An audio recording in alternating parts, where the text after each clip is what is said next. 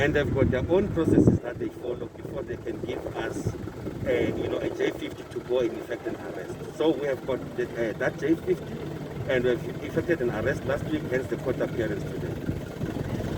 Are you anticipating more tactics when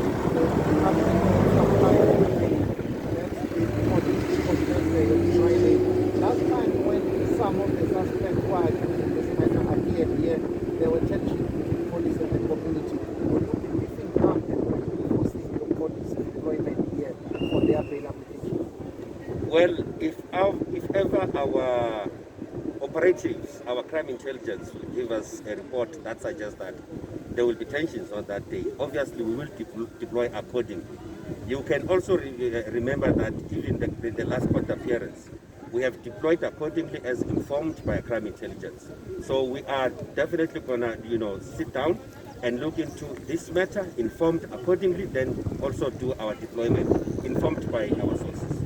In terms of policing, I know you have done your job, but it's a multi-stakeholder operation, if we can call it that. It requires all government departments to work together, particularly on socio-economic challenges and the conditions umaplazi ala Mkhondo, because there are concerns about a number of cases that are allegedly not being investigated properly. There are those who claim that racism is still rife in this area.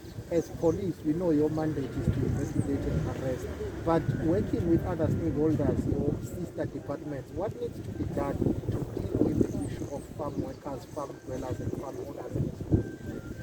I think, some initiatives to be taken by the relevant departments. We also partake in terms of dealing with these matters. I think the Department of Agriculture has already started in terms of harmonizing the situation of the farm dwellers as well as farm owners. So it's a question of us moving forward with an understanding that at the end of the day, the quest thereof is to make sure that, they both live in peace.